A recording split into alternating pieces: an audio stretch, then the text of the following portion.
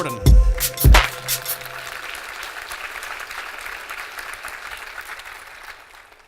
Okay, so we spend a lot of time making websites that use the user's screen, maybe their speakers, keyboard, mouse. But what happens if you want to go past that and want to start doing things in the real world, basically directly from your website? So there's a lot of stuff out there, and it can be quite difficult to get started. So let's look at how you would control something just that's connected to your computer. It's not like you can just stick wires straight in the back of it and it'll work. So about 35 years ago, the IBM PC came out, and for maybe 10 years or so after that, every computer had one of these. This was a parallel port, or printer port, and it had a whole bunch of I/O on it. Like maybe half of those pins were actually connected directly to something that was pretty much memory mapped into the computer. You could just write some magic code like this, no libraries, no nothing. You just write to this 3BC hex, and the byte you write, every bit of that corresponded to a pin on that parallel port. And you really could just jam wires in the back of it, and it worked. It was awesome. There are really good reasons why you don't want to let people do that. And I, for one, am really, really happy that my computer doesn't spontaneously reboot all the time anymore. And obviously that applies even more if you are trying to expose things to the internet. So kind of maybe 15 years after that, the USB was come up with. And actually, despite the plug, it's a really impressive bit of technology. There's very little else in the world of computing that can stay totally relevant for over 20 years. This is 22 years old now. And to put it into context, Google.com was registered 18 months after the first USB device was created. The 56K modem wasn't even around at that point, so people were accessing via dial-up on 28K if they were lucky.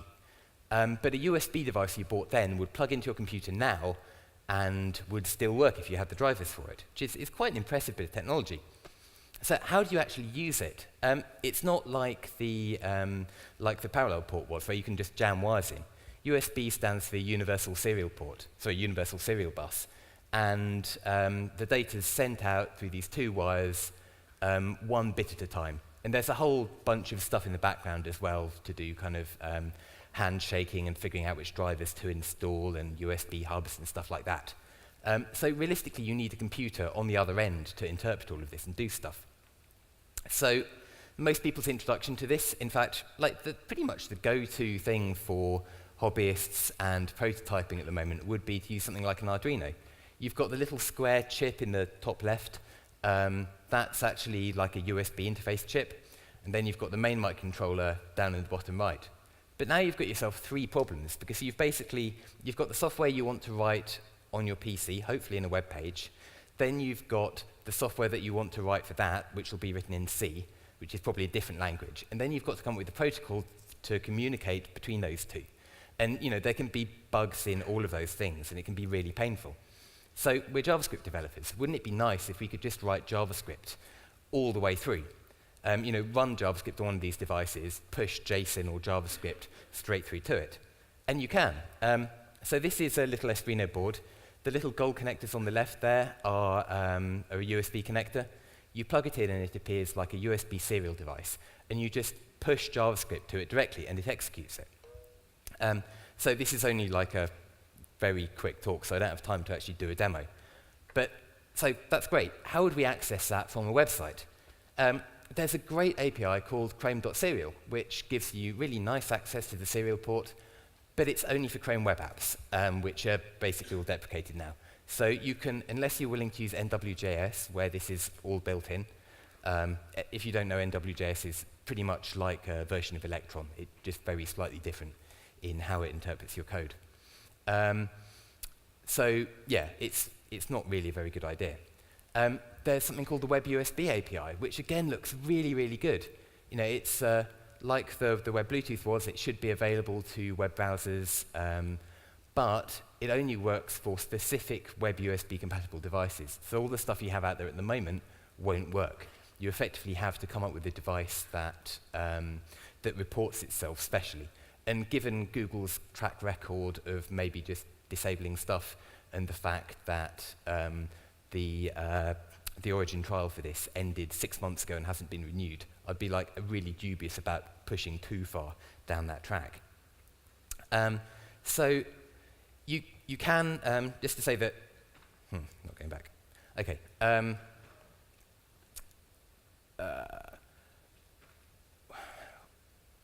that's better. So this is all trying to do stuff from a website. You can use, there's a library called Node Serial Port, where if you're willing to do stuff in Node.js, you get really good serial port access. And Indra's talk next will be doing some stuff with that, I think. So if you're interested in that, that talk will answer your questions. But yeah, it does beg the question, new Macs, don't have a USB Type A anyway. How long will that actually stay around? Because it's not really supported desperately well for like third-party peripherals on things like iPhones or iPads. So maybe USB is not the best solution after all. But we've got other ways of outputting. So this may sound really stupid, but you've got the screen, which is what you use all the time. This thing, which is Electric Imp, this actually uses flashing on the screen to transmit Wi-Fi credentials to a device. And it actually works really well. You can do it with a website on any device with the screen at all. But it's only one direction, and it's only good for really tiny amounts of data. So it's not ideal, really. I'm sure a lot of you grew up with things like the Spectrum, where you could actually use a audio tape to transfer code. And it's just it's a waveform, which is data, which can be the same as serial data. And you can actually hack things up really quickly. You can there's sort of 10 pence of components here that you can connect up. You can strip the end off a headphone lead, and you can use your web browser and the web audio API to communicate directly with a board. And again, if it's like one of these Espruino boards, you can do it with JavaScript. So there's some information about this online. It's relatively easy. But again, this is like a massive hack and something that you would never really do in anything production. So then you're left with, you've got a website, you've got internet access. So we've got some code here, which is for a Espruino board with Wi-Fi. So you've got a web server, it's serving up a web page with 2 buttons, that's giving a WebSocket connection back, and then it's actioning that and lighting an LED up or not, depending on the data. It's reasonably compact and very easy to extend, but there are, again, issues with this. You've got this, well, hang on. So devices to do this look like this. You've got an Espruino board, or on the bottom right, you've got this thing called an ESP8266, which these little boards are about £3 each, so they're ridiculously cheap.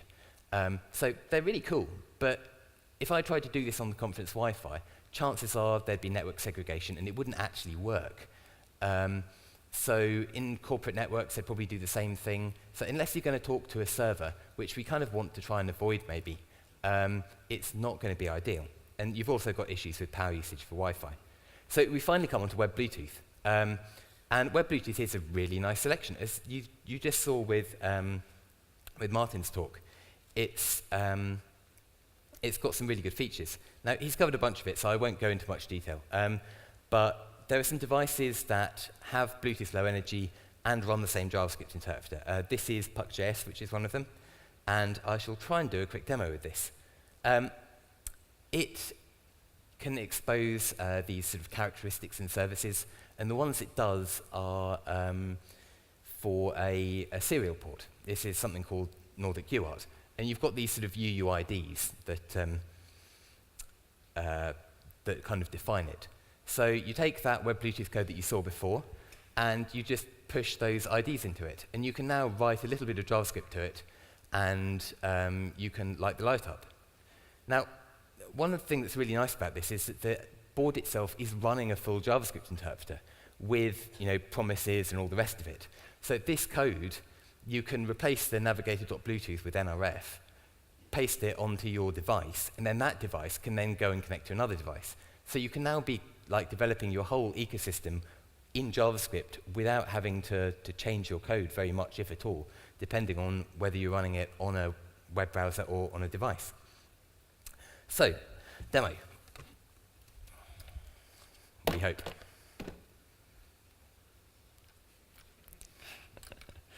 Right, so we have here a sweet dispenser. And it's been horribly broken so that you can only dispense sweets by using this stepper motor that's on it. And there's one of these little Puck.js devices on the front. So the first thing we can do to it is we can try and connect. Hang on. It's a good sign.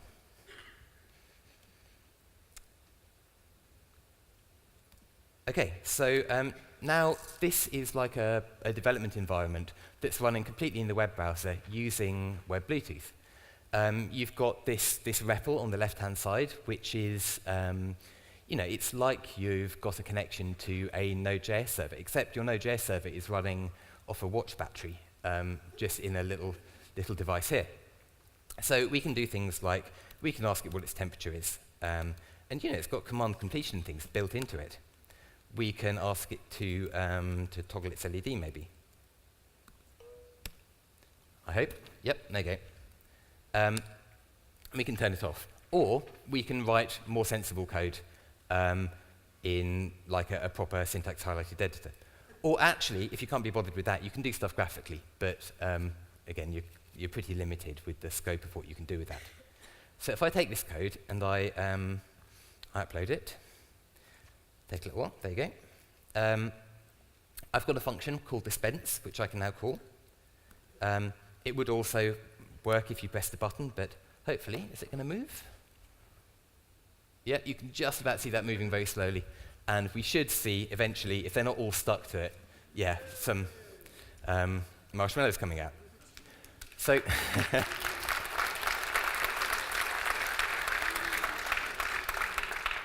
So you've got this. How would you then use that in a website?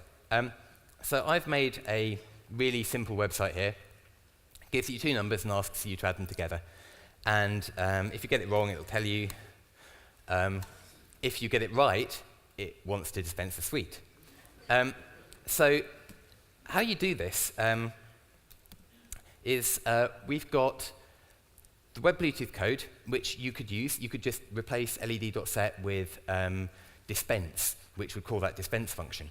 But we've made a little library that makes this even easier. So you just say puck.write, and it handles some of the edge cases around what happens if you have really long strings and things like that. So we've basically got this puck.write code, which is in here. And I've just said, where is it? Puck.write, dispense, and a new line, just to force it to execute the command that you sent. So if I do this now, and I actually enter the write command, it'll pop up that Web Bluetooth pairing window again. We choose a device to pair to, and hopefully it should start moving really slowly and dispensing stuff. And now it's connected, it'll just keep working. So if I do the other one, 21, no, my brain's not working today. Okay, 29, that's better. So, and obviously you can just keep doing this until you get horrendously full. So, yeah, this isn't just turning motors on and off. You can do huge amounts of stuff with this. There's a device here with an LCD on it. You can use it as a display. You can attach pretty much any electronic component that you would attach to something like an Arduino or a Raspberry Pi. You can stick straight on this. And the best thing is that with Bluetooth Low Energy, it's really low power. So there are other great things as well. Martin's just mentioned Bluetooth Mesh. That will be coming really soon to Bluetooth Low Energy, to Espruino.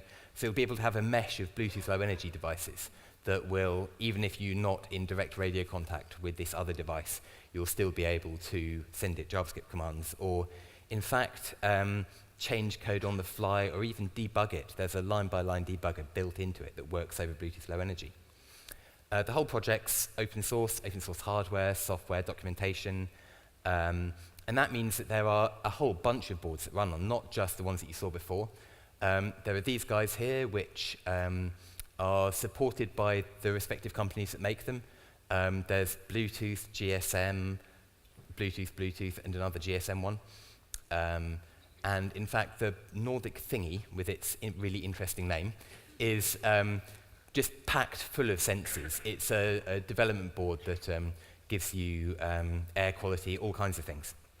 Yeah, and a whole bunch of other boards besides. So yeah, that's me. Contact me on Twitter, ask if you've got any questions. I'll be around for the rest of the day and evening if you're interested in this. But yeah, thanks for listening. Thank you.